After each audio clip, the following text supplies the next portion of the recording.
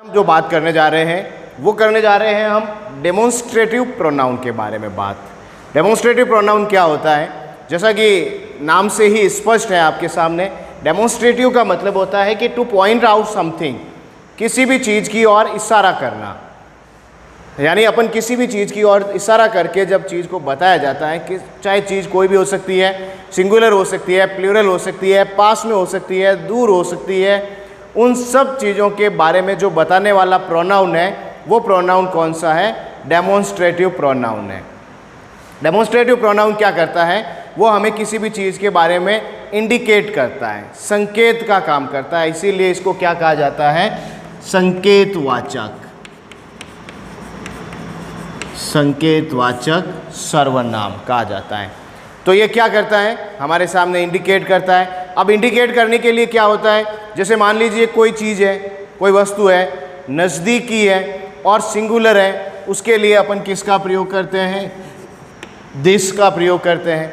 यानी नज़दीकी, near, singular, यानी किसी भी नज़दीकी एक वचन वस्तु के लिए हम किसका प्रयोग करते हैं? दिस का प्रयोग करते हैं। ठीक है, जैसे this is a pen, this is a cow, this is a black board, this is a chalk. यानी वे चीज़ें जो अपन बिल्कुल पास के से ही संकेत करके बता सकते हैं, वे उन सब के लिए किसका प्रयोग करना है? प्रोनाउन के रूप में दिस का प्रयोग करना है। और एक चीज़ हमेशा ध्यान रखना है कि ये प्रोनाउन जस्ट नाउन के स्थान पे, सब्जेक्ट के स्थान पे आना चाहिए। वर्ब से जस्ट पहले वर्ब के एज ए सब्जेक्ट के रूप में इनका प्रयोग किया जाएगा। जैसे दिस इज अ कार। अब जो ये दिस यहाँ पर आया है वो इज के सब्जेक्ट के रूप में आया है, वर्ब के सब्जेक्ट के रूप में, इसीलिए ये क्या है? यहाँ पर प्रोनाउन है। कई बार क्या होता है, कन्फ्यूजन हो जाता है कि अपन जस्ट मान लेते हैं कि दिस आ गया, इसका मतलब ये प्रोनाउन है और डेमोन्स्ट्रेटिव प्रोनाउन है। लेकिन कई बार ये डेमोन्स्ट्रेटिव एडजेक्टिव भी हो सकता है। एडजेक्टिव कैसे होगा? This car is new. अब आपको देखिए, कंपटीशन एग्जाम्स में होते हैं वो डायरेक्टली ऐसे ही पूछे जाते हैं। दो सेंटेंस दे दिए आपको, दिस इज अ कार और दिस कार इज न्यू। अब इन दोनों दिस के नीचे आपको अंडरलाइन कर दिया और डायरेक्टली पूछा जाएगा कि व्हाट, ये पार्ट ऑफ स्पीच के कौन से भाग हैं? पहला दिस कौन सा है, सेकंड दिस कौन सा है? तो यहाँ पर ये कंसेप्ट अपने दिमाग में फिक्स होना चाहिए कि जस्ट वर्ब से पहले, अगर केवल डेमोन्स्ट्रेटिव प्रोनाउन की बात नहीं कर रहा हूँ मैं, प्रोनाउन के जितने भी भाग हैं उन सब में यही कंडीशन बनती है। डिस्ट्रीब्यूटिव प्रोनाउन की बात करेंगे तो ईच आ जाएगा, इधर होगा, नीदर होगा, नन होगा। डेमोन्स्ट्रेटिव की बात कर रहा हूँ मैं, तो यहाँ पर जो ये दिस आया है ये प्रोनाउन का काम कर रहा है, क्योंकि ये किसके स्थान पे आया है? सब्जेक्ट के स्थान पे आया, जैसा कि प्रोनाउन की परिभाषा है। इसीलिए ये दिस यहाँ पर कौन सा प्रोनाउन हो गया? डेमोन्स्ट्रेटिव प्रोनाउन हो गया।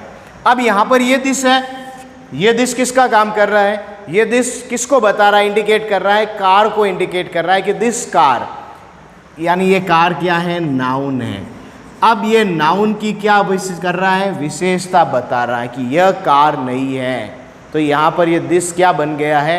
एडजेक्टिव बन गया है, क्योंकि ये कार को क्या कर रहा है? इंडिकेट कर रहा है। और हमने परिभाषा पढ़ी है कि वे शब्द जो किसी भी संज्ञा या सर्वनाम की विशेषता बताते हैं उन्हें विशेषण कहते हैं। तो ये दिस यहाँ पर कार के बारे में बात कर रहा है, कार का गुणगान कर रहा है, इसीलिए ये दिस यहाँ पर क्या हो गया है? एडजेक्टिव हो गया है। और ऊपर वाला दिस क्या है? प्रोनाउन है। ये माइंड में अपने पहली चीज़ सेट होनी चाहिए। एग्जाम में कंफ्यूजिंग पॉइंट, मेन चीज़ यहीं पे बनता है। तो नज़दीकी एक वचन की वस्तुओं के लिए हम किसका प्रयोग करेंगे? दिस का प्रयोग करेंगे। तो अब दूर की जो एक वचन की वस्तु होगी, फार सिंगुलर। दूर की एक वचन की वस्तुओं के लिए किसका प्रयोग करेंगे? दैट का। That is a man, that is a gate, that is a fan, that is a chair, that is a dog, just like this.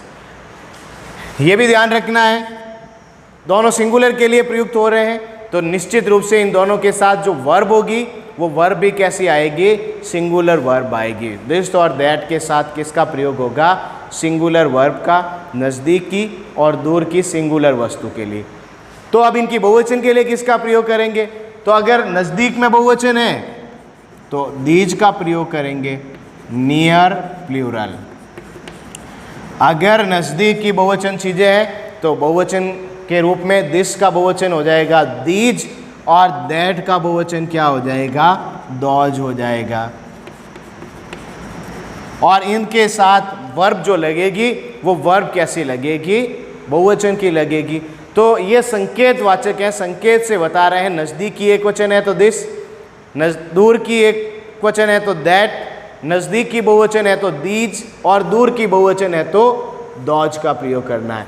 ये संकेतों से हो गए। लेकिन अब एग्जाम में डायरेक्टली ऐसा प्रश्न नहीं पूछा जाता है, थोड़ा घुमा के पूछा जा सकता है। जैसे क्या पूछेगा, for example, I have a black and a blue pen.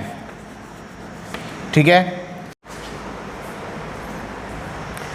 जैसे यहाँ पर एक सेंटेंस दिया हुआ है कि I have a black and a blue pen, you can take. यहाँ पर अपन मैं बात करूँ, मैंने जैसे दीज लिखा है, दीज का मतलब क्या है कि यहाँ पर उसके पास दो पेन हैं। एक दो पेन कैसे हैं, जैसा कि हमने आर्टिकल के अंदर पढ़ा था कि अगर किसी भी नाउन के पहले अगर आर्टिकल, अलग अलग आर्टिकल आते हैं, जैसे अगर एक ही आर्टिकल द लगा दूं और दूसरे वाले के पहले नहीं हो, या इधर अ लगा दूं इधर नहीं हो, इसका मतलब एक ही चीज़ है। लेकिन अगर एंड से जुड़े हुए हैं, अलग अलग आर्टिकल है, इसका मतलब प्लूरल थिंग्स हैं। अब प्लूरल थिंग्स के लिए अगर अपन प्रयोग करें तो I have a black and a blue pen, इसका मतलब मेरे पास दो पेन है, एक ब्लैक पेन है और एक ब्लू पेन है। यू कैन टेक, तुम ले सकते हो, दीज दो है, इसका मतलब यहाँ पर निश्चित रूप से प्लूरल का ही इंडिकेटिव आएगा। तो दिस और दैट हो नहीं सकते। बहुवचन है, नज़दीक के लिए किसका प्रयोग करेंगे अपन, दीज का प्रयोग करेंगे। अब अगर एक चीज़ और ध्यान, अपन दिस या दैट का भी प्रयोग कर सकते हैं, लेकिन वहाँ पर कैसे करेंगे। अब अगर जैसे मैं बात करूँ कि इस प्रोनाउन के सबसे नज़दीकी जो चीज़ होगी उसके लिए आप दिस का प्रयोग कर सकते हो। अगर मैं वहाँ पे यू कैन टेक दिस लिखता हूँ, इसका मतलब मैं किस पेन की बात कर रहा हूँ, ब्लू पेन की, कि आप ये ब्लू पेन ले सकते हैं। अगर मैं कहता हूँ कि that, you can take that, आप वो पेन ले सकते हो, वो कौन सा, कोई मार्केट से नहीं लेना है, इसका मतलब यह होता है कि जो पहला है प्रोनाउन से दूर वाला है, दूर वाले के लिए दैट का प्रयोग करेंगे, प्रोनाउन के नज़दीक वाले के लिए दिस का प्रयोग करेंगे, जैसा कि अपन कर रहे हैं। तो अगर ब्लू पेन चाहिएगा या देना होगा तो वो क्या कहेगा, यू कैन टेक दिस, यानी ये ले लो। ये मतलब प्रोनाउन के सबसे नज़दीक कौन सा है, ब्लू है। अगर वो कहता है यू कैन टेक दैट, इसका मतलब कौन सा लेना है, ब्लैक, क्योंकि ये प्रोनाउन से क्या है, दूर है। तो मेन चीज़ आपको यही ध्यान रखनी है, दिस, दैट, दीज और दॉज में।